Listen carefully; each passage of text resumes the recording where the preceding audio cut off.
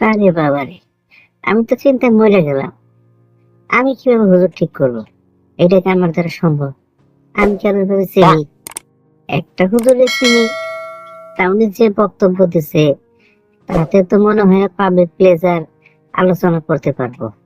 যাই, চাচার লগে পরামর্শ করে দেখি উনি কি কয়। চাচা, তুমি তো ফাইসা গেছো। তোমার সেই হুজুরে যে কর্মকাণ্ড করছে, এখন আর ওয়াজ মাহফিল তাড়াতে হইব না।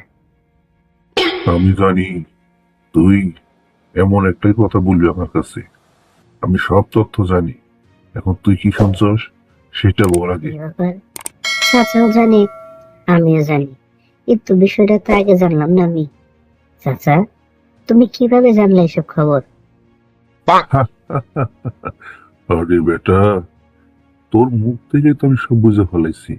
তুই আমার প্রিয় বক্তায় ঠিক করে ফেলাইছিস, এই জন্য আমি তোরে কইলাম। চাচা, তুমি তো বিষয়টা বোঝো নাই।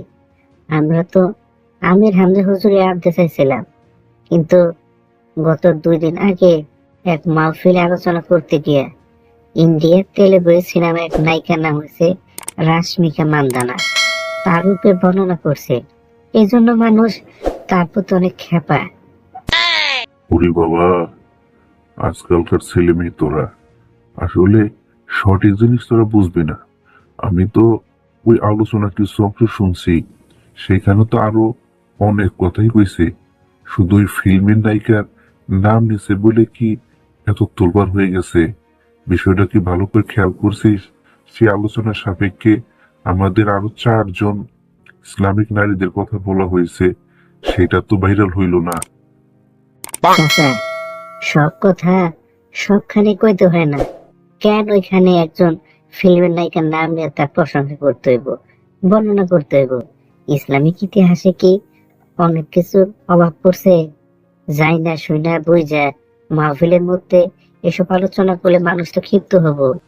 এর আগে দেখো নাই আরেক হুজুর কি বলছিল? তাকদীরের মধ্যে বলছে তাকদীর, মানে বিষয়টা এমন হয়েছে যে বেশি শুদ্ধ করতে যায়, আলোচনা করতে যায় কোনকার কথা কোনো লাগায়, আর বদনাম হয় ইসলামের, বদনাম হয় এই বক্তাদের। নিজেরা ঠিক তো হবেই না, আর পাবলিকের সমালোচনা শুনবো। ও, আমির হামজা হুজুর ওই মানদনা না পন্দনা নাম নিছে দেখা মহাভারত অশুদ্ধ হয়ে গেছে গা। আর তোমরা যে দিবানিশি কীর্তন করতেছ, সেখানে কিছু হয় না? চাচা, তুমি আসলে বিষয়টা বুঝতে পারো নাই। সব জায়গাতে সব কথা চলে না। ইসলামী মাহফিলে সেখানে নায়ক নায়িকা মানদণ্ড বন্দনা এসব কথা বললে মানুষ বিরক্ত হয়। মানুষ ভাবে হুজুরও মনে হয় সিনেমাটি না নাটক দেখে। দেখো চাচা, আমরা যতই নাটক সিনেমা দেখি না কেন, আমাদের কথা তেমন কিছু যায় আসে না। কিন্তু যখন কোন ইসলামিক মঞ্চে কোনো আলোচনায় এসব কথা হুজুরের মুক্ত প্রকাশ পাবে, সেটা ভাইরাল হবে, মানুষ খারাপ দিকে নেবে। তাই যারা বক্তা, যারা মঞ্চে আলোচনা করে, তাদেরকে সেদিকে সচেতন থাকতে হবে। একজন পাবলিক আর বক্তার মধ্যে সব সময় কথা বলার জন্য ডিস্টেন্স রাখতে হবে, তাহলে মানুষ সহজে বুঝতে পারবে। তাইলে কি আমরা আমির হামজা হুজুরের আলোচনা শুনবো না? এখানে আলোচনা শুনতে তো নিষেধ করা হয় নাই, অবশ্যই তার আলোচনা শুনবা। আর সাময়িক বিষয় নিয়ে যে উত্তাপ, এটা ইনশাল্লাহ ঠিক হয়ে যাব। তিনি তার ফেসবুক স্ট্যাটাসে এসব নিয়ে বিভিন্ন উদ্ধৃতি দিয়েছেন। আশা করি সময় সুযোগ হলে অবশ্যই আমরা তাকে নিয়ে আসবো। সেই পর্যন্ত তুমি অপেক্ষা করো।